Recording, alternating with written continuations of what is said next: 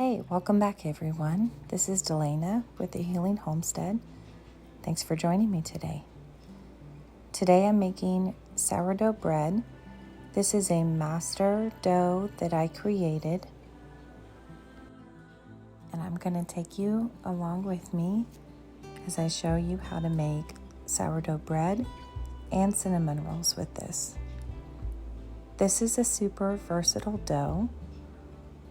I'm showing you here that I make my sourdough starter extremely thick, more like muffin batter, instead of most people make it as a thick pancake batter.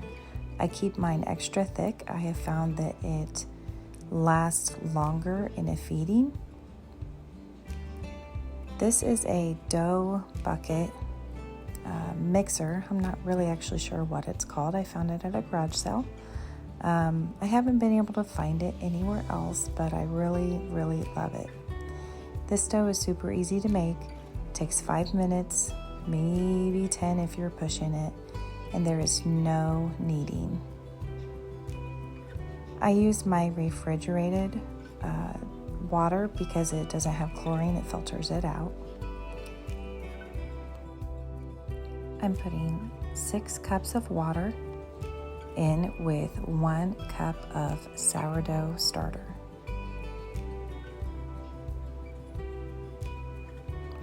Then I stir it around just to get it all mixed together. It's going to look like a milky water almost.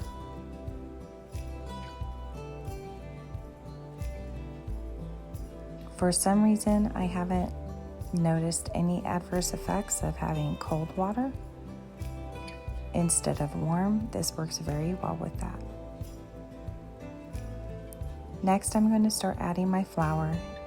In this recipe, I'm just using an unbleached all-purpose flour. I think I actually got this at Walmart, but you can get a higher quality if you want. There are so many different things you can make with this one master dough. You can make regular sandwich bread, cinnamon rolls, sticky buns. I've made cinnamon swirl bread, cheddar jalapeno bread, pizza dough, pretzels, and even a rustic artisan bread. I added 13 cups of all-purpose flour, and now I'm adding 3 tablespoons of salt. I personally really like Redmond real salt, but any salt should work. Next, I'm just going to mix it together. You could do this with a large wooden spoon. This is a very large batch of dough. You can use this to make 4 different recipes. Today I'm going to make a loaf of bread, cinnamon rolls, and then I'm going to leave half of the dough, so 2 other portions for other meals later on in the week. I just keep it in the fridge and it holds well for about 2 weeks and will be great to just pull out and bake fresh that day. So now I'm just covering this and I'm going to put it on my stove. I love my vintage stove because it has a pilot light right underneath, and it's great for warming and rising the dough. So now I am just going to pull a little bit more of my starter. I'm reserving the rest of that starter. I'm actually going to make a triple batch of sourdough pancakes for lunch. But right now I'm going to pull out a section about half of a cup, and I use my buttermilk that I make to feed my sourdough. You could use raw milk or store-bought buttermilk is fine. I'm using half a cup of buttermilk and about 3/4 of a cup of flour. I like to use a 1 to 1.5 ratio of liquid to flour to keep my dough extra thick. I do not weigh it. As you can see, sometimes I don't even measure it. I go more on consistency than anything.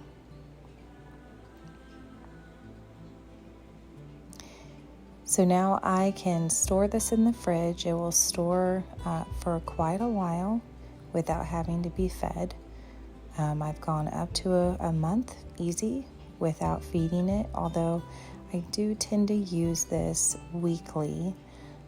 So I tend to feed it about once a week, but this is a very low maintenance starter. The buttermilk with the cultures in it really helps keep this starter strong. You could do yogurt or kefir, or a lot of times I do raw milk as well. If not, you can definitely use the refrigerated filtered water, and that should work just fine. I originally got my starter from Baker Creek, and I have really loved it. Now I'm going to light the stove and melt a little bit of butter.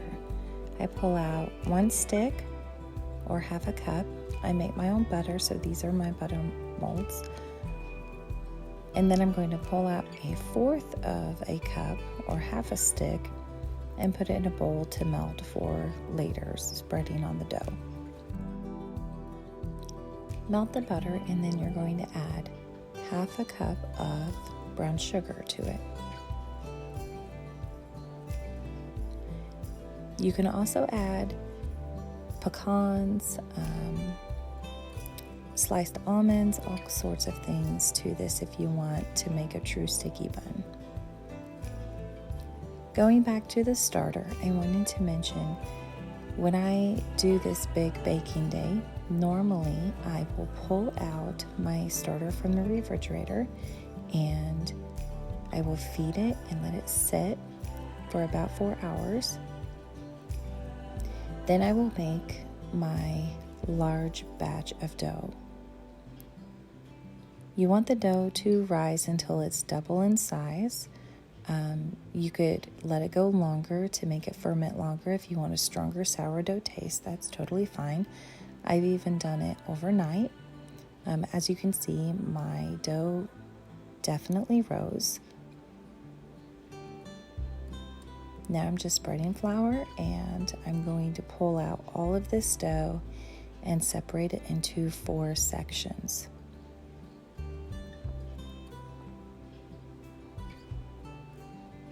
This dough is so easy to work with. It took me a while to get this recipe down. I kind of created it myself after trying several different sourdough recipes, and it was just a little too finicky. My goal in this was to make a foolproof sourdough. I need something that is easy, that doesn't require a whole lot of maintenance, because I don't have a whole lot of time. We are busy, and while I love cooking from scratch, I also love doing a lot of other things from scratch too, and I can't be in the kitchen all the time.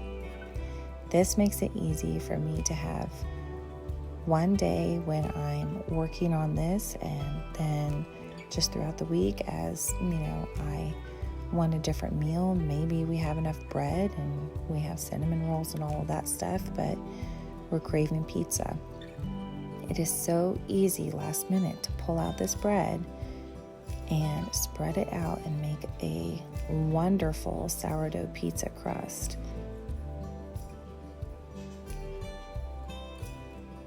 So I just made my loaf. I'm going to put this in here, slash the top, and let it rise until it's ready to bake. Very easy. Sourdough always intimidated me. It wasn't until this past year that I really got the hang of it. I've tried so many different recipes and methods before, and it all just seemed very high maintenance, and that just doesn't work well in my kitchen. Okay, so I'm taking the other section of dough, and you can see I'm trying to pat it into almost a square, and I'm going to roll this out. We are making cinnamon rolls now. This is a family favorite. Who doesn't love cinnamon rolls?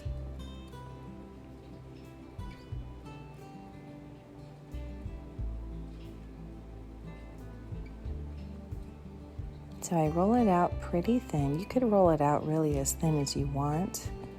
I would say mine is about maybe 1/8 of an inch, something like that. Whether it's thicker or thinner, it's going to turn out great. But I like rolling it out thin so that you get a lot of layers of the butter and sugar and cinnamon. It just makes it so yummy. Making cinnamon rolls always makes me think of my grandma. My grandma made some pretty great cinnamon rolls, and she taught me how years ago. My recipe is a little bit different than hers, and she didn't use sourdough. But I love baking. It just reminds me of time with my grandma.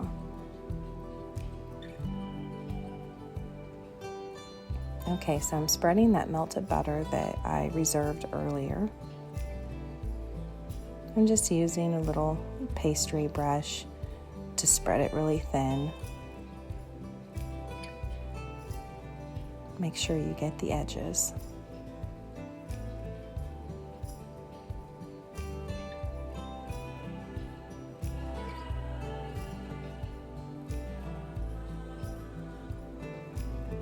Okay, now I'm ready for the brown sugar. I love brown sugar in my cinnamon rolls. I think it gives it just extra depth of flavor. You could use white sugar, but I just prefer this. The more you cook, the more you realize you could interchange ingredients pretty easily. And it wouldn't be hard or mess up the recipe. I've gotten pretty creative with some of my recipes. If I don't have butter, I melt coconut oil and I can drizzle that across it. I've done that before too, and no one's noticed. Okay, I spread this with my hands just because I found that's easier. But just spread it lightly all the way close to the edges. I use cinnamon very liberally. I do not measure, I just do it by how it looks. We like a lot of cinnamon, and so I sprinkle a lot.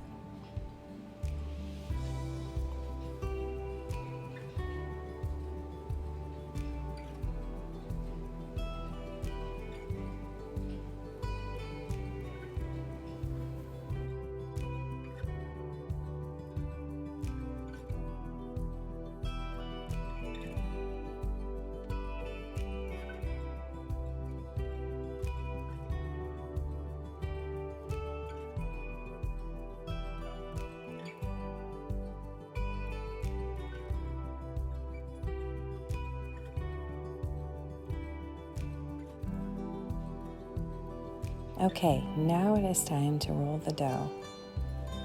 You can see I've rolled it into more of a rectangle.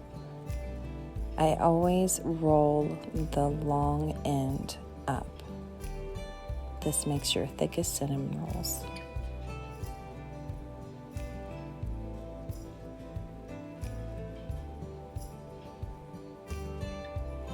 There we go. We've got a log. Now, my grandma taught me to use dental floss to cut this. I have tried it both ways, honestly. I don't notice a difference. If you have a good knife and you cut it fast, it works great. I cut the log into 12 equal pieces. Now I bring my pan over and I'm just going to arrange my cinnamon rolls in there. You can leave just a little bit of room. I kind of put these in a little too close at first, and you'll see I arrange them out later. But you'll place them in there. You can see that the butter and brown sugar has gotten cold and thick in there and almost solidified, and of course that will melt during baking and turn into caramel.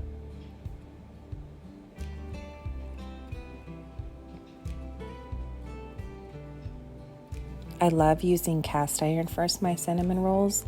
It holds heat and cooks so evenly. Even my loaf pan is cast iron. Okay, they are arranged. I'm just going to let them rise until they're about double in size. I place a tea towel over it. Now with the rest of my dough, you see I have 2 remaining sections. I just put it in, this is an old ice cream tub. I place plastic cover over it and place it in the fridge. All right, this has doubled. Look how beautiful that is. And my bread has doubled. So now I take a turkey baster, and this is raw milk with cream separated on the top. Obviously you can use store-bought cream, but I have this on hand. And I am going to just drizzle some cream over the top. I don't measure, I just eyeball it. Now I'm going to put my pan in the oven. I have my oven temperature at 375 degrees. I check it at 25 minutes. It typically goes 30, but just check on it and see. You want the tops to be golden brown. Look how delicious that looks.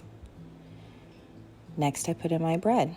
My bread, I raise the temperature once it's into 400, and I check it at about 20 minutes. It typically goes 25 to 30 minutes. Now I take my cast iron pan and I'm going to flip over the cinnamon rolls while it's warm, and all that sticky goodness is on top. Next I scrape the bottom of the pan to get the rest of the caramel, because why would you waste that?